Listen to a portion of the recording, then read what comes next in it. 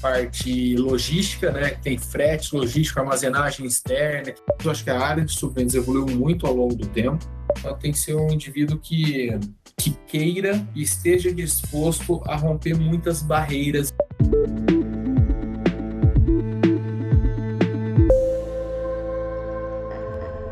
Bem-vindo ao Na Mesa com Gigantes, podcast que te coloca de frente com as maiores redes de compras do Brasil, para que você consiga entender como abordar, se relacionar, vender e trabalhar nas áreas de compras desses gigantes. Eu sou Lucas dos Anjos, cofundador da Guidunk, plataforma de onboarding, gestão de risco e performance de fornecedores, que reduz drasticamente o risco e o tempo em processos de homologação. Se quiser saber mais, acesse nosso site guidunk.com.br.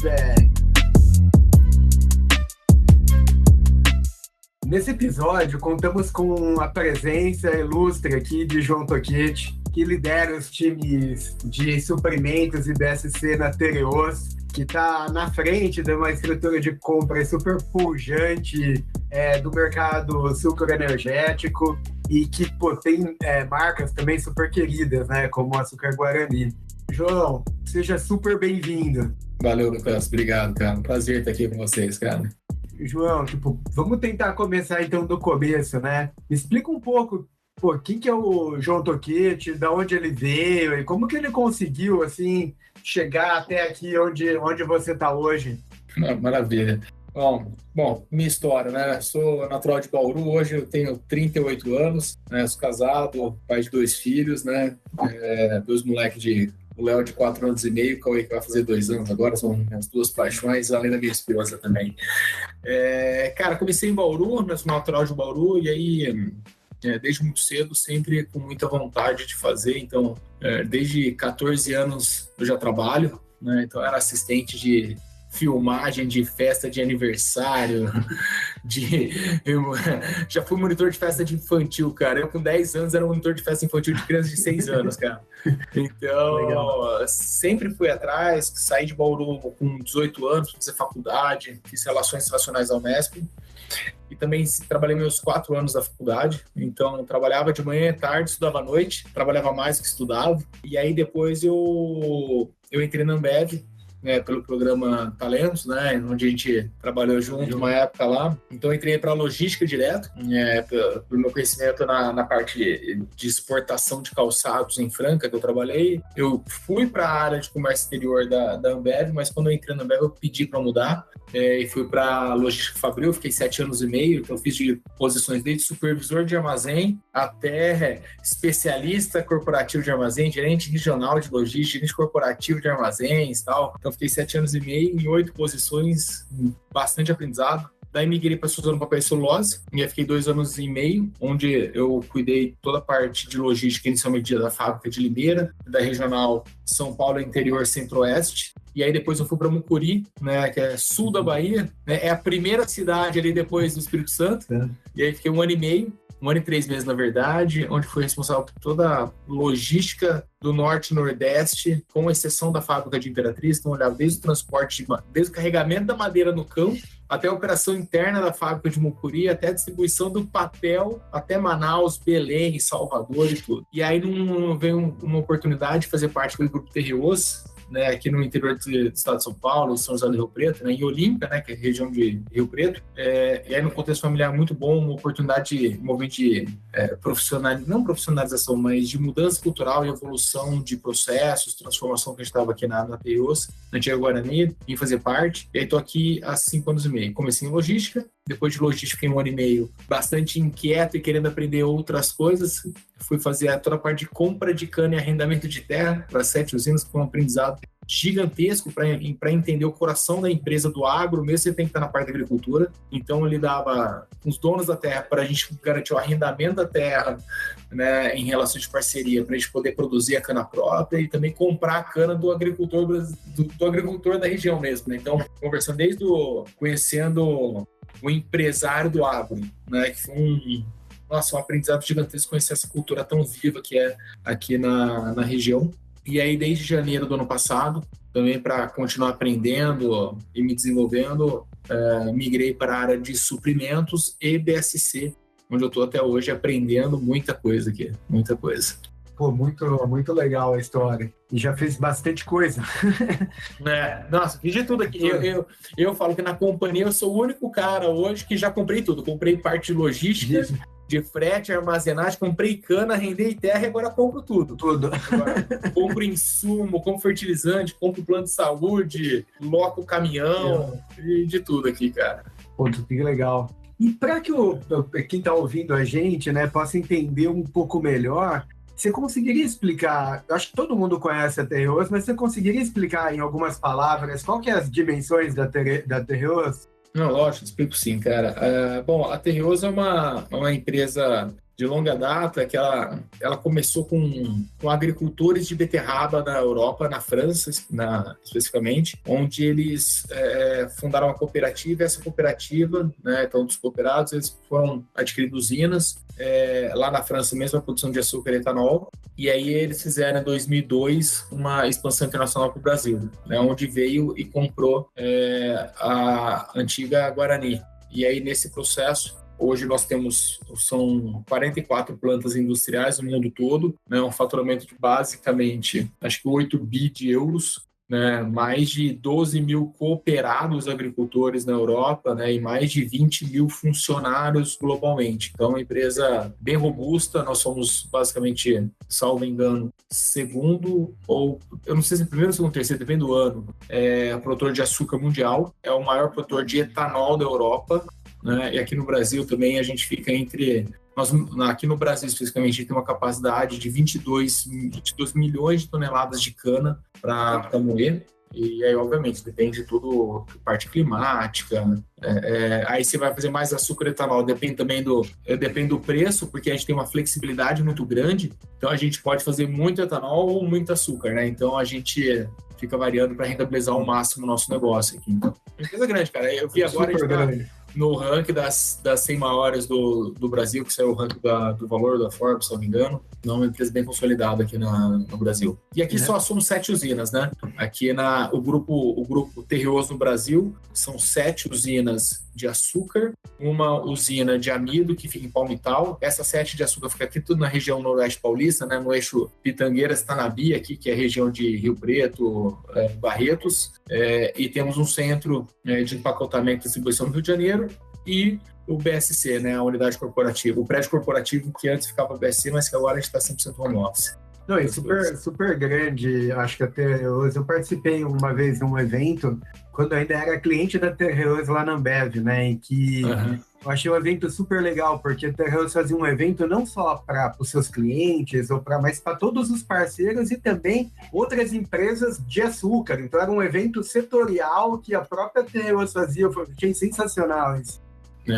Não, mas é isso. E a empresa, a Terreos, ela é muito de vanguarda, assim, em tecnologias, novos processos, novas coisas estão acontecendo, assim, é uma empresa bem, bem à frente. É que a gente costuma, em vez de a gente ficar postando muita coisa no LinkedIn, a gente prefere fazer as coisas internamente mesmo, assim, sabe?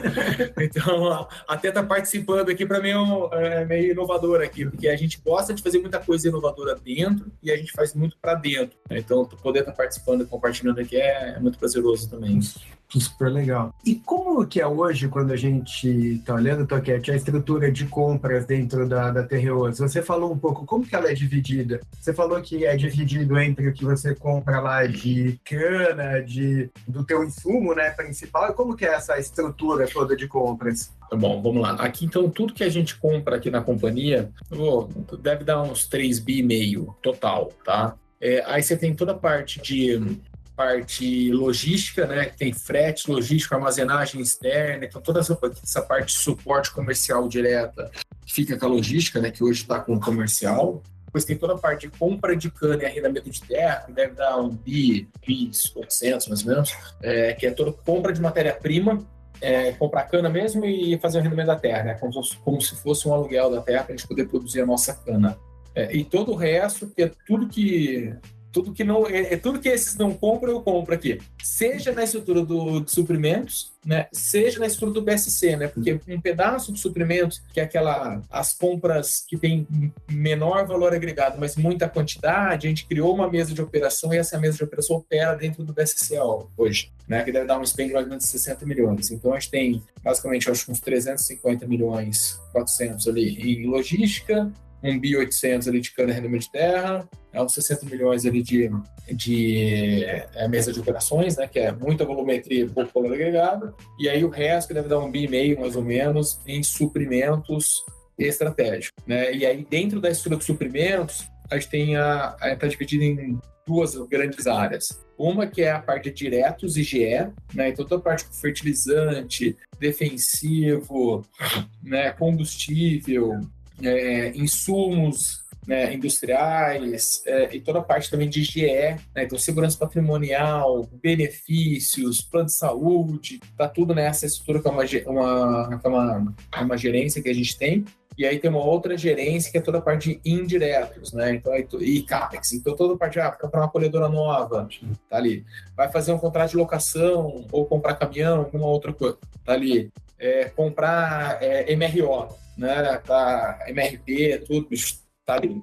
Né? Então, é um pouco dessas... E serviços, né? Serviços agrícolas e industriais também tá ali. Essa é a separação, e que é o outro gerente. Tudo super legal.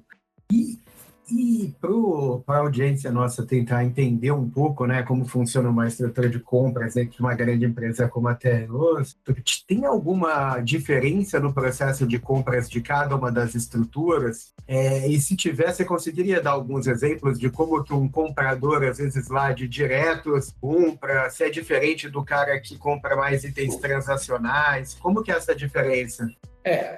Tem sim, né, diferença, principalmente quando a gente faz a categorização de acordo com a matriz de Kraujic, né, para definir se é uma categoria alavancável, não alavancável, estratégica, não estratégica, tudo.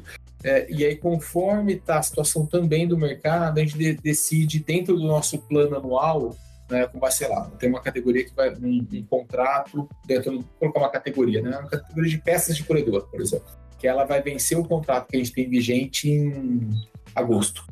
A gente olha, essa categoria, de acordo com a matriz, de acordo com o spend, ela é uma categoria que necessita fazer um strategic sourcing ou um speed sourcing, né? Dependendo da categoria, de como ela é variada, a gente começa antes ou depois. Então, dentro das categorias de strategic sourcing, por exemplo, a gente segue os 8 passos, mapeamento de mercado, entendimento da oferta, demanda, para onde esse mundo vai, definição da estratégia, e aí a gente começa a criar os steps e seguir internamente o alinhamento interno. E depois definir uma estratégia, aí vai para o mercado, que é RFI, RFP, FQA, vamos com tudo no mercado, obviamente com os fornecedores que a gente mapeia e que a gente entende que tem também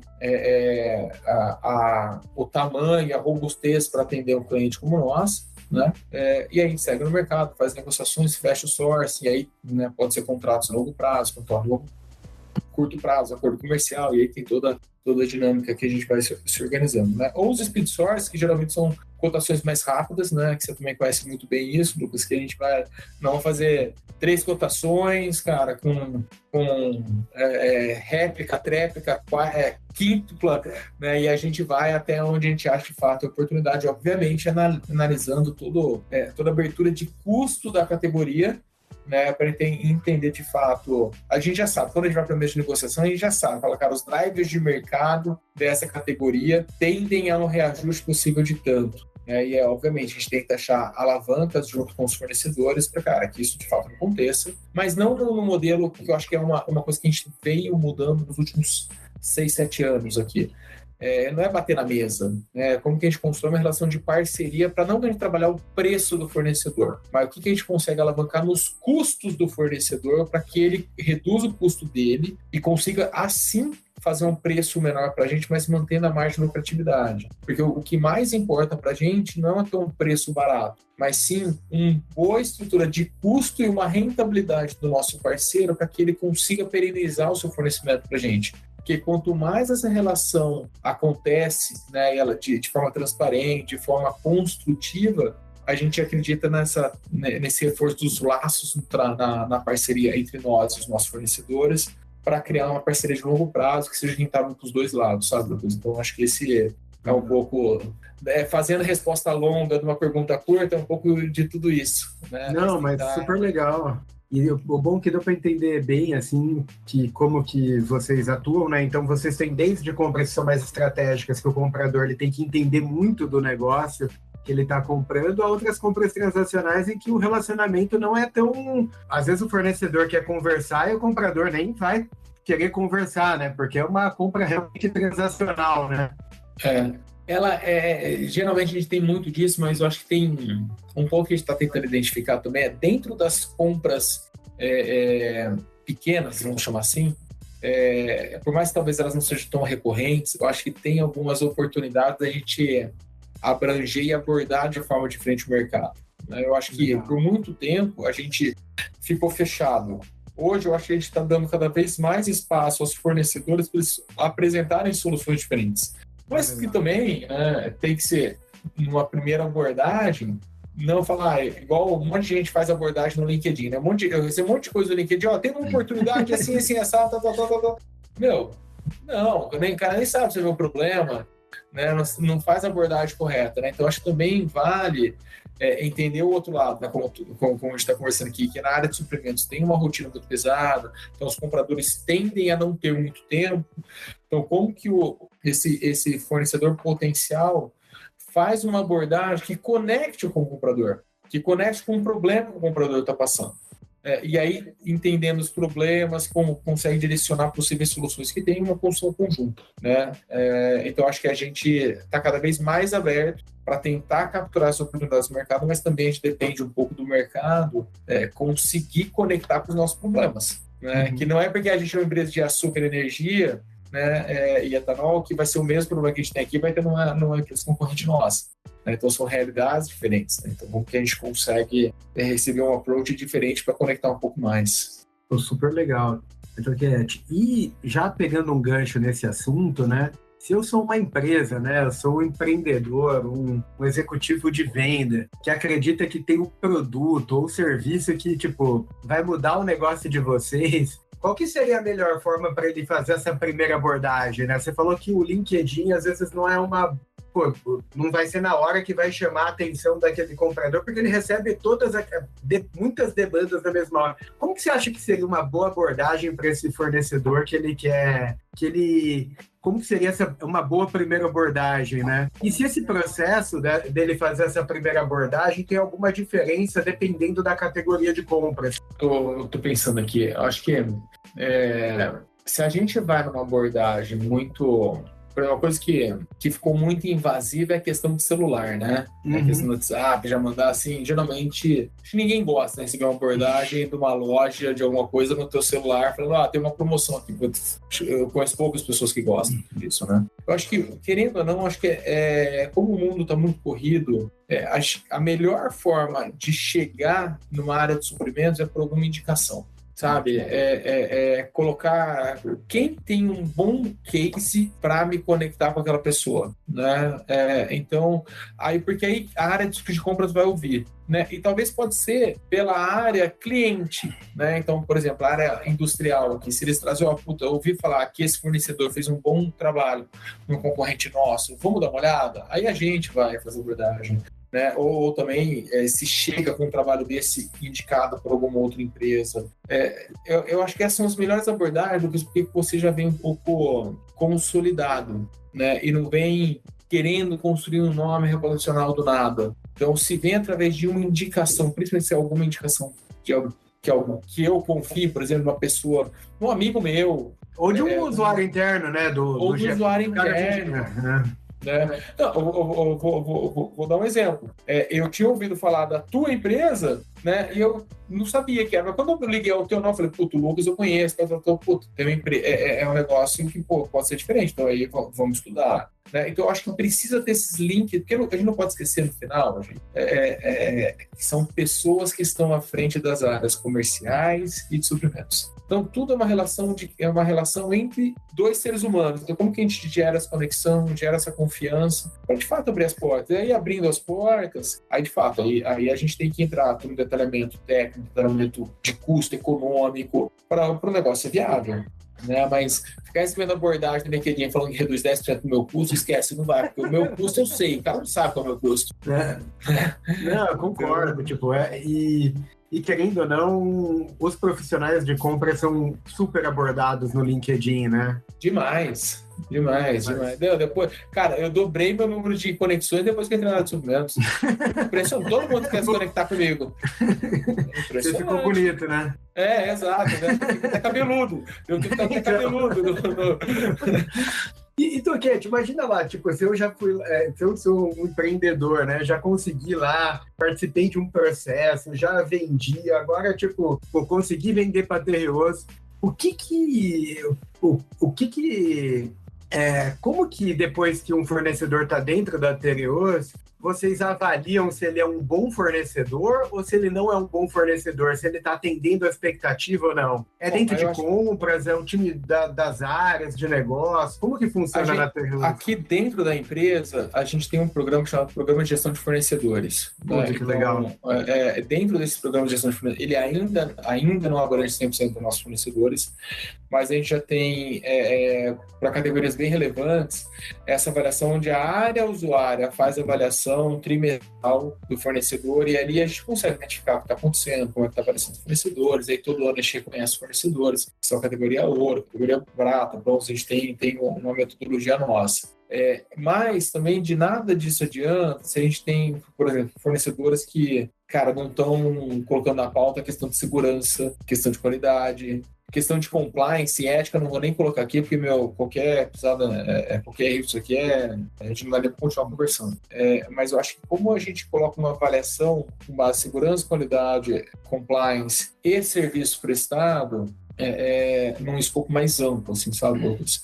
E, obviamente, nunca dá para só a área de cliente avaliar e não dá só para a área de suprimentos avaliar. Né? Tem que ser uma avaliação conjunta, colocando uma perspectiva de todos os itens que eu vim falando. E um ponto muito importante, que às vezes a gente vê muita empresa lutando para entrar dentro, né? Entrar na companhia. A gente vai lá e coloca, entende qual é o potencial, alinha a área técnica, coloca. Aí, não é só entrar, mas é a gestão depois que entra. Sabe aquele negócio? É mais difícil manter no topo do que chegar ao topo. Uhum. Porque, de fato, é toda uma vida que acontece depois que você entra na empresa. Né? É como você faz a gestão do teu cliente interno, pensando na área cliente, né? Então, sei lá, da área da automotiva, né? Ou da área de produção de açúcar, ou da área de sustentabilidade. É como o fornecedor se faz essa gestão e reporta também, não espera só que os problemas aconteçam. Né? A gente não gosta de ser surpreendido, por exemplo, com alguns problemas que acontecem. Mas quando acontece, é melhor que o fornecedor traga do que ele descubra por outros, né? Então, é muito uma via de mão dupla, porque a única certeza que a gente tem é que problemas vão acontecer. É melhor a gente ficar sabendo pelo próprio fornecedor que esse problema aconteceu e que ele está atuando, vai resolver o plano de ação esse, do que vem a área cliente interna, por exemplo, e traz e fala, pô, esse fornecedor está dando um trabalho do cacete, tal. Mas o fornecedor, ele é bom, mas talvez ele está tendo um problema, de fato acontece, mas o problema é a gestão do problema, né? Então, por isso que não é só, o mais difícil não é entrar. É difícil, concordo. Mas depois que como você faz a gestão da vida dessa empresa dentro da outra empresa, para você ganhar escopo, ganhar expertise, estar aberto a feedbacks, trazer feedbacks. Né? Então, porque a única certeza que a gente tem é que a gente vai apontar problemas que os fornecedores têm que resolver. Mas aonde estão os problemas que nós temos que resolver para talvez tornar a vida do fornecedor melhor? E aí, volta aquele ponto, a gente não pode esquecer, né, Lucas, que no final são pessoas. Uma coisa é o fornecedor falar assim, identifiquei que eu tenho um problema aqui, estou solucionando, mas, cara, será que vocês poderiam me ajudar atuando nesse problema que eu acho que vai potencializar o nosso resultado em conjunto total? Isso é uma abordagem. Outra coisa é falar assim, eu tenho um problema aqui, mas você também tem esse problema esse aqui. Então resolve, eu resolvo. Cara, aí já se colocou do outro lado da mesa. Aí não tá junto, né? Não tá junto, entendeu? Aí é o problema dele e o problema meu. Eu não. O que a gente quer, eu acho que o que cada vez mais vem aparecendo é o nosso problema. Porque no partir do momento que está dentro da Terrigoso, né, de qualquer grande empresa, o problema, o problema do fornecedor passa a ser meu problema também. Né? E se o fornecedor não se coloca dessa forma, eu falo, talvez não seja esse fornecedor que tenha tá trabalhando junto com a gente, entendeu? Perfeito. Não, ótimo. Então, Cat, um ponto, né? A gente falou um pouco como o fornecedor abordar um time de compras, abordar dentro de uma grande empresa. E como que um comprador ele aborda quando ele está procurando fornecedores, né? Onde que os compradores eles vão buscar novos fornecedores? Eu acho que tem eu acho muito por indicação, tá, Lucas? Então, quando surgiu um problema aqui, a gente faz bastante benchmark, eu acho que é super saudável, porque por mais que a gente é grande, com certeza tem outras grandes empresas, pequenas empresas que estão fazendo soluções tecnológicas, soluções diferentes que a gente ainda não ouviu falar. Então, acho que por indicação é um grande ponto. Agora, as novas ferramentas de solução de e-procurement, né, que estão no mercado, isso eu acho que é uma tendência cada vez mais, principalmente para as compras mais transacionais, né, menos estratégicas, vamos colocar assim, a gente começar a usar mais essas plataformas, né, então tem várias no mercado, então tem o Ariba, tem o Coupa, tem o mercado eletrônico. Aqui na Terrioso hoje a gente usa o mercado eletrônico, né, que no setor é uma ferramenta que até então não é tão conhecida, mas é até por isso que a gente entrou, porque a gente também quer acessar uma base de fornecedores que não está no setor, porque a gente quer acessar essa base de fornecedores que não é do setor também, para entender como as coisas funcionam, como que a gente consegue alavancar resultados, né? E, obviamente, né, as novas ferramentas tecnológicas que estão aí, né? Agora, como criar essa conexão com o comprador através, sei lá, do Instagram, do LinkedIn, cara, não faço ideia. Porque agora todo mundo quer fazer ali, né? Então tem que não sei como, eu particularmente não conheço a parte do algoritmo, tudo, mas usar os novos meios, né? Acabou aquele negócio de entregar o folder, mandar um e-mail spam. Esquece, acabou isso, né? Não vai mais, né? Tipo, não tem... Não tem espaço mais. Não tem mais espaço. E agora falando um pouco sobre você, Toquete, suas preocupações liderando os times de compras. Onde que está o teu foco como líder de uma área de compras super grande?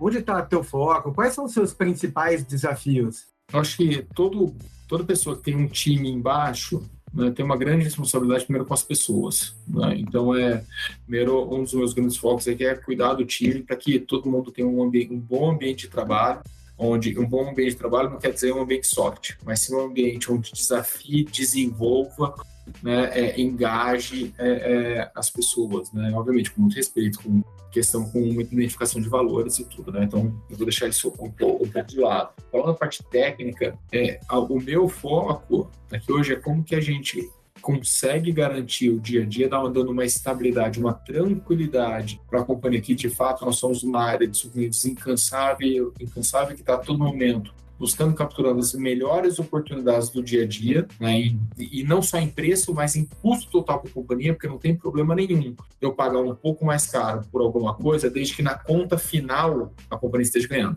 né? Então, é o que eu falo no meu time, a minha meta não é meta de preço, a minha meta é como eu alavanco o resultado da companhia. Então, se eu tiver que pagar um pouco mais caro, mas tiver no final um EBITDA melhor, uma geração de caixa melhor, a gente vai fazer. Então, é como a gente deixa isso muito claro. Então, meu foco é como que eu garanto que o meu dia a dia me dá essa tranquilidade e como é o meu foco no longo prazo para quais são as novas estratégias, como a gente vai se posicionar, qual é a imagem que a companhia gera, qual a percepção de valor que a gente tem para os fornecedores. Porque a gente não quer ter aqui um voo curto, né? Aqui é uma jornada. Não estou preocupado com essa safra, estou preocupado com as próximas 10 safras. Como que os meus fornecedores vão querer estar com a Terrioso? Como que os meus fornecedores vão querer trazer as soluções tecnológicas, soluções disruptivas para testar aqui dentro? Eu quero ser um campo de prova. E a gente já vem fazendo muito isso, né? Então, até a gente soltou algumas notícias, né? A gente é a primeira empresa do setor a fazer um grande teste de aditivo de combustível. Então, todo mundo ouviu que aditivo de combustível reduz consumo. Mas ninguém vai no posto e coloca mesmo porque tem uma diferença de preço. Né? Então, não fala, não, quando é baratinho, a gente coloca. Né? Hoje, a gente já tem certeza, com o estudo que a gente fez aqui, que o diesel aditivado ele reduz o consumo, ponto. Né? E aqui no nosso caso, ele reduziu 5%. Um teste validado, homologado, que a gente fez. Hoje a gente não tem dúvida de pagar um pouco mais caro, porque a conta total ela fecha. Obviamente, você tem um limite no quanto você paga mais caro, tem que ter a viabilidade econômica. Então a gente está preocupado, meu grande foco aqui é como que a gente olha para o futuro, se planeja para o futuro em termos do que está vindo de processos e tecnologias e como a gente constrói uma rede muito sólida e confiável com os nossos parceiros de negócio. Que eu não vou falar que são nossos fornecedores, são nossos parceiros de negócio, que são os nossos fornecedores que vão nos ajudar a cada vez mais alavancar os nossos resultados. Eu estou falando na parte de curso, obviamente com os clientes a gente tem que ter isso, né? Mas é o foco no longo prazo, assim, esse balanço, né, entre o longo prazo e o curto prazo, né? Então, a minha cabeça hoje tá, cara, vamos falar assim, que 80% no longo prazo. O meu time aí vai diminuindo, né? Um pouco no longo prazo, um pouco no longo prazo, até o time da operação tem que garantir a operação dia a dia. Isso não tem dúvida. Nossa, super legal, Toquete. E o que você acha? Você acha que os desafios das áreas de compras, das áreas de operações, elas mudaram muito nos últimos anos, desde que você começou? Ou desde que a gente começou? Assim, Lucas, eu acho que o objetivo global não, mas a forma sim. Eu acho que evoluiu muito as áreas de suprimentos. Eu acho que a área de suprimentos evoluiu muito ao longo do tempo. Eu acho que ela passou de uma visão muito mais autoritária no passado para uma visão muito mais colaborativa.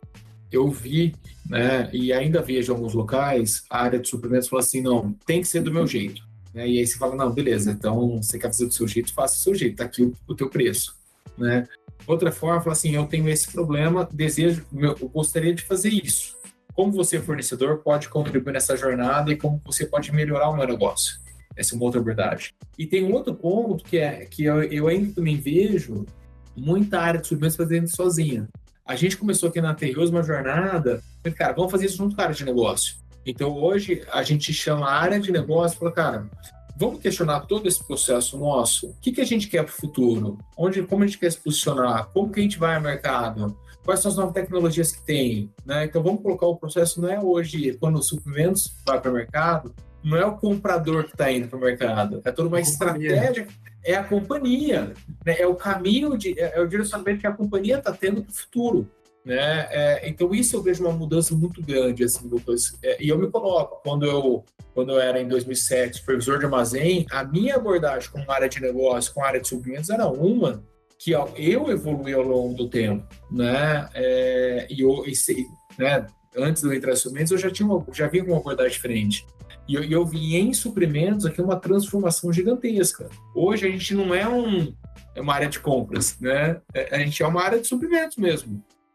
Que para mim até eu falei lá no fórum no comprar, né? A gente saiu de uma área de bombeiros que fica apagando incêndio, fica colocando pedido, fica batendo na mesa com o fornecedor, para uma área que, cara, de suprimentos estratégicos, que é como a gente monitora o mercado, quais as novas tecnologias estão vindo, como que a gente traz isso junto com a área de negócio, como que a área de negócio traz para a gente e como que a gente junto cria uma estratégia e abre as portas para os possíveis fornecedores trazerem suas soluções para cá, entendeu? Perfeito, super legal. Então, Cat, e o perfil das pessoas? Qual que é o perfil que você acha? Eu também não sei se existe, tá? Mas você acha qual que é o perfil das pessoas de compra, o perfil ideal para uma pessoa que quer iniciar e depois liderar times de suprimentos? Bom, primeiro, eu acho que tem alguns pontos. Eu acho que primeiro tem que ser um cara ou uma mulher, tem que ser uma pessoa, né? Deixa eu mudar. Tem que ser um indivíduo, né? Tem que ser um indivíduo incansável por busca de melhoria.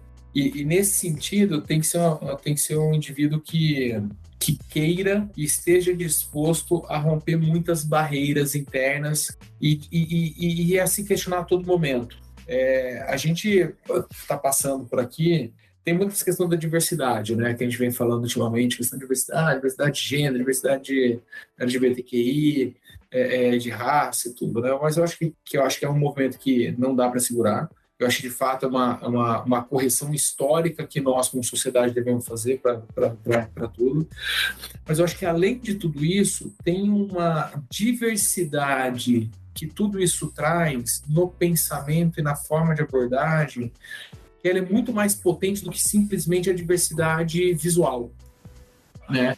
Eu acho que tem uma diversidade de pensamento, de perspectivas e de possibilidade de geração de negócio que a gente ainda não está aberto a isso. E a gente ainda não realizou a potência que esse negócio tem. Então, eu realmente acho que o potencial, o perfil do indivíduo de suprimentos do futuro é um indivíduo que, de fato, esteja aberto a diferentes perspectivas. E não esteja apegado, não tenha um compromisso com o erro, né? Eu errei, mas fui eu que errei, eu não posso falar que errei. Não, tem que ser ágil, né? Tentou, errou, corrija a rota. Tentou, tem alguma outra pessoa que tem uma ideia melhor, vamos fazer junto, né? Tem que estar aberto a esses inputs diversos de perspectiva, que eu acho que aí tem muito valor, Lucas. Eu acho que a gente, como sociedade, está começando a perceber isso. Que começa um pouco da questão de diversidade e inclusão, né, que eu acho que a gente ainda não estava tão aberto. Eu acho que a sociedade vem se abrindo cada vez mais, e isso vai trazer um movimento muito forte e de muito potencial, que é a diversidade de perspectiva e de conhecimento. Isso vai potencializar, eu acho, que a economia mundial.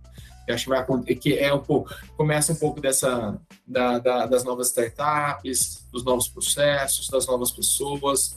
Eu acho que essa dinâmica começa a trazer muito mais coisa, e para mim a área de suprimentos tem que estar inserida nesse contexto. Quem ainda acha que o que você quer comprar é o que você quer, não necessariamente é o problema que você vai ter resolvido no final. Então acho que a gente tem que estar muito aberto a novas opiniões, a novas perspectivas, as coisas que podem acontecer. Super top, Toquete. A gente tá chegando agora, passou super rápido. A gente tá chegando agora numa etapa final em que a gente vai fazer como se fosse um bate-bola, sabe? Um ping-pong com respostas mais curtas, com poucas palavras, muito mais para ajudar também os empreendedores, os executivos de vendas que estão nos ouvindo. Dentro da tua trajetória como pessoa ou profissional, você teria algum livro que te ajudou nela, que você indicaria ou que você está lendo? Cara, eu li um agora, nossa, que para mim, que traz até muita dessa reflexão que eu fiz agora, chama Ideias Rebeldes. É maravilhoso esse livro. Ele é do Matthew Syed, Ideias Rebeldes, A Diversidade do Pensamento Transformando Mentes. Para mim, esse livro transforma muito a percepção que eu tenho da realidade hoje. E o quanto eu estou aberto de novo a esse novo movimento que vai acontecer e que a gente ainda não está tão antenado. Essa é uma percepção minha, tá, Lucas? Então, esse hoje é o meu livro de cabeceira. Puta, super legal. E, Toquete, qual seria o conselho que você daria para você mesmo lá no início da tua carreira profissional? Nossa, essa é difícil. Que tem muitos, na verdade, né? Então, eu estou tentando pegar um... Eu acho que a gente ser mais humilde no sentido da gente, principalmente quando a gente é mais novo, a gente tem muita energia, né? E aí, às vezes, a gente não acha que sabe de tudo, né? E aí, talvez depois que eu virei pai que eu percebo mais isso. Mas dar um pouco mais de espaço para refletir um pouco mais sobre o conhecimento de pessoas mais velhas, entender um pouco mais isso, Lucas, porque de fato eu não teria batido tanto a cabeça em algumas coisas se eu tivesse parado e refletido sobre as coisas que o pessoal estava me falando, né? Mas aquele jeito, aquele negócio, né? Às vezes a gente precisa ter o nosso aprendizado também. Então, mas é como a gente não perde o nosso ímpeto, mas também reflete um pouco mais sobre as coisas que são faladas. Super legal. E que dica que você daria para um empreendedor que tenha Tereos como sonho de cliente? Cara, primeiro coragem, resiliência, né? E também tentar fazer, um pouco que a gente falou no começo, se conectar com o problema, né? Entender qual é a dor e não tentar vender a tua solução porque simplesmente quer entrar aqui, porque acha que faz todo sentido e que vai reduzir 10% do nosso custo. Não, não vai. Primeiro, porque se vai reduzir, tem algum grande problema aqui dentro. Né? E querendo, quando alguém chega falando isso para a gente, é como se chamasse a gente que está aqui de incompetente. Né? Então, lembra que sempre são duas pessoas. Né? De cada lado, né? Um de cada lado. Então, cara, eu posso reduzir teu custo em 10%. Então, tá, me chama de incompetente, que eu não vi isso até hoje. Né? Então, vamos fazer uma abordagem que, de fato, conecte com a pessoa. De fato, conecte com algum possível problema. E se não tiver problema... cara, fazer uma visita, mas, cara, para apresentar uma solução, pegar uma orientação, fazer um bate-papo de mercado mesmo, trazer novas perspectivas de mercado, né? Que talvez aí não tá, aí pode ser um caminho bom para conectar, e não simplesmente uma visão simples de uma solução para o possível problema que a gente tem aqui, entendeu? Super legal. Dentro da área de suprimentos, desse ecossistema todo de se comprar, tipo, o que você ainda acha, no teu caso específico do ramo super alcooleiro, o que você acha que ainda tem muito pouca oferta de produto, de serviço, de material ou de tecnologia? Eu acho que, parece que não, mas o setor de cana, né? Se a gente for lembrar, é um setor que começou lá com o senhor de engenho no passado. Então, talvez estruturalmente seja um dos setores mais antigos do país. E eu realmente acho que ainda tem muita visão do passado. E aí, por qualquer razão que seja, eu acho que o setor ele acabou se fechando.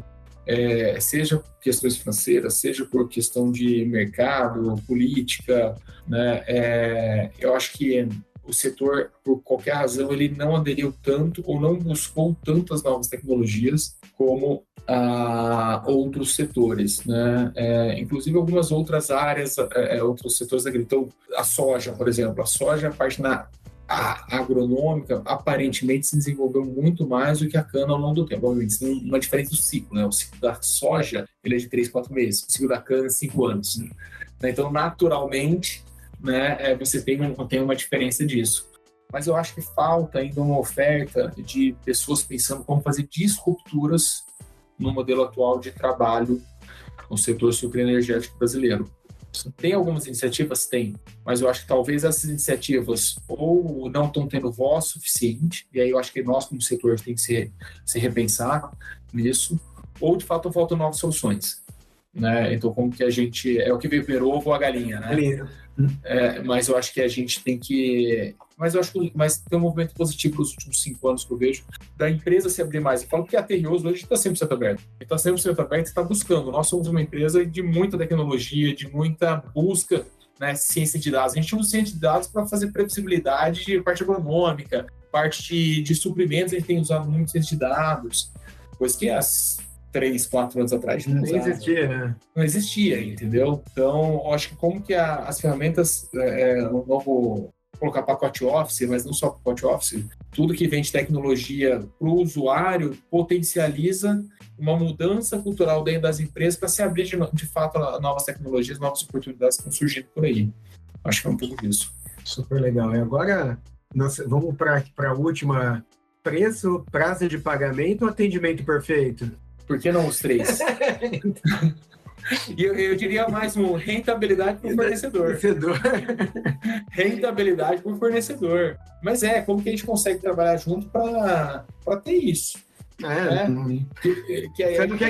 Você não quer que o teu cara quebre também nos próximos 3 anos, né? Não você tem que fazer uma troca disruptiva, né? Exato. O que eu não quero que isso aconteça. Eu quero mais se tem um fornecedor que consegue me oferecer preço, prazo e atendimento, eu quero mais que esse cara vive eternamente.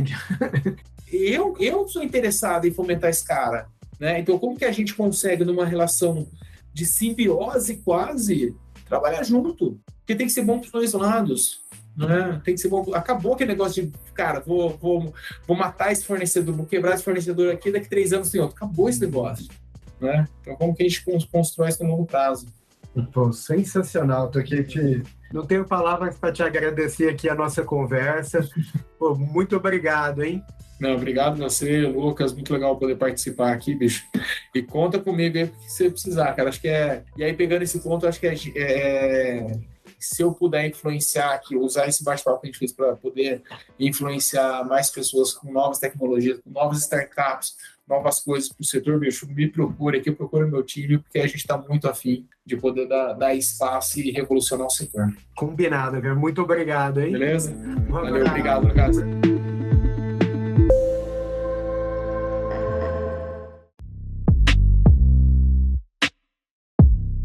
Espero que tenham gostado dessa conversa. Esse episódio conta com o apoio de divulgação do Cubo, Endeavor e do Feng Lab, instituições que vêm ajudando empresas e empresários em sua jornada empreendedora. Esse episódio também conta com o patrocínio da Gedank. Acesse nosso site e nossa bio e siga nossas redes sociais.